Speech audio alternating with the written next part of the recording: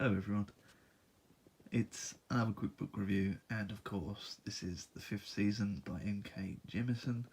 This is my first K Jemisin of the 2 books that I found somewhere second hand, and I've gone into the 5th season first, and I have conflicting things going on about this book.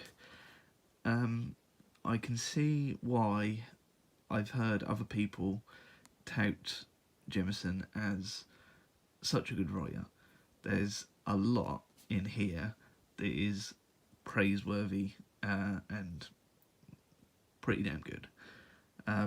The imagination of the story behind the 5th season, the individual pieces of creativity that have gone into this, they're just they're really beautifully individual. It's not totally unique. As someone who watched Avatar: The Last Airbender as a younger human being, if I see any kind of powers manipulating fire, earth, air, water, whatever, I tend to think, oh, well, you're just taking off of Avatar: The Last Airbender, because they did it so well. And in this, we have a kind of something like a master race of earthbenders. Right, everyone's powers. Everyone's powers that were explained is earth related, to controlling the earth and earthquakes and shakes, volcanoes, this kind of stuff. And while I'm on the point, this is book 1, and I will always take issue when they say it's say book 1, The Broken Earth. It's not really. I mean, it doesn't say book 1. It says The Broken Earth. Maybe this is on me, right? Maybe I'm a fool, but this is part 1. As I understand it, there's parts 2 and 3, and part 1 does not give you a satisfying roundup in any way, shape or form. And I just think that's always a shame. Like, just tell me straight and level at the start, am I going to get everything here? Or am I going to get to the end of this and go, you've told me 1/3 of the story, thanks very much. And this is unfortunately the latter. And that just, that gets under my skin. It's going to niggle a little bit more than perhaps it should, because I'm not going to carry on with the Broken Earth trilogy. As much as I like Jemisin's writing style and the way she describes most things, there's a thread going through her writing that I always feared there would be, because award-winning, off the scale, everyone loves K Jemisin could do no wrong. And unfortunately, the thread is not hard to see once you spot it.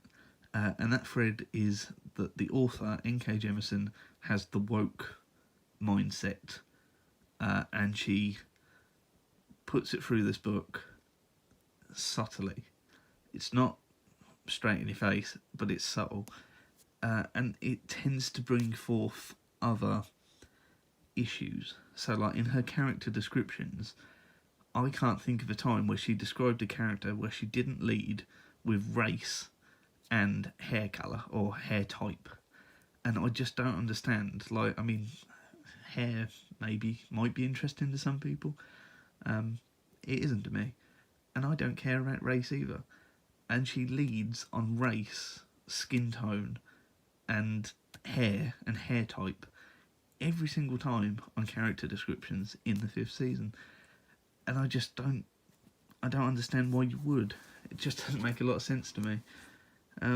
But clearly it does to her, so that's what she goes with when she talks about characters, when she introduces anyone.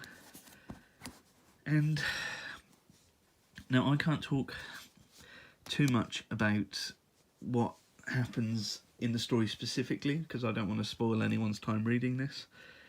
But there's some interesting choices made chronologically, and you follow certain perspectives, and in one perspective you are chucked face first into the second person perspective, which is such a bizarre choice, and I don't see that it's done it for much reason. There might be a subtle kind of that's what I'm suggesting kind of thing going on, but it's subtle enough that I can completely overlook it and not care about it and just say it was unnecessary. Everything, as I'm sure you know, everything becomes you. You did this, you did that, you did this, over and over and over again, and it just, I mean, it doesn't need to be there. It's unnecessary. It's just like it's a flex as far as I'm concerned. It's the writer going, I can do whatever and get away with it, and she flexes on the second person, and I just don't think it's worth it. It doesn't bring anything.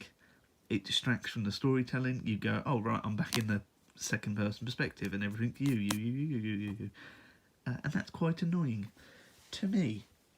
This, despite all the silliness and the way that she frames certain issues, it was still a good read.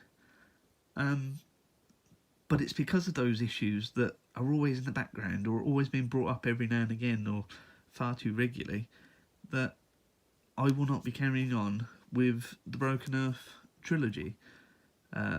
Again, as I understand it, I don't know if there are actually 3 books. I looked at the back, I saw there was this obelisk gate, and I thought that must be a duology. But I believe something at the back of the book told me it was a trilogy, so how little I know. But yeah, I can't bring myself to carry on with the 5th season and its ilk, because it kind of undoes itself. If you're going to give me what is almost such lovely fantasy, and it's almost like, it's not like a medieval fantasy either, it's almost modern, like it's bizarre. It's not modern, but it's on the way, and there's these lovely little touches in here that maybe you explore in the next 2 books, but because I haven't explored them in this book, I just find them to be awful plot devices. So you'll go through and then like you'll get to this point and then you get introduced to something outside that you didn't know about, and they just go, oh, and this exists, and it's massive in terms of political, philosophical implications for this world, and they've just completely left it off the table until they needed it as a plot device, and then wham, there it is. There is the rest of the thing, and like you get to learn little bits, but like people would not be able to leave that alone. I just don't believe that at all. Like people would latch onto it and be like, no, we're not having this. We want to know everything. And we certainly don't get everything, especially not in book 1, and I cannot foresee the pursuit of that knowledge. Not that I know it's there, but I can't see the pursuit of that knowledge as being worthwhile. But there is there's worthwhile stuff in here, and I can see why people might like it. But that thread, it just gets me. Like, why are you a winner of so many awards? I wonder now. Now I've discovered the thread. So yeah, I mean, I kind of wish it wasn't there, but it is. And there's some parts that are enjoyable about this book. There's some parts that are regrettable. But overall, I'd say it was probably worth a read. I don't know. I'd like to hear other people's thoughts on this. I really would. If you read this and you've read the trilogy and you'd like to put forward that it's worthwhile, I mean, down in the comments, you want to leave spoilers, go spoiler crazy, right? I don't mind at all. Just to put a little warning, just in case anyone else is going to go down into the credits. But yeah, if you've read them, if you want to talk about it, if you agree with me, if you disagree with me, you know where to find me. I'll be in the comments. Thanks for watching, folks. Farewell.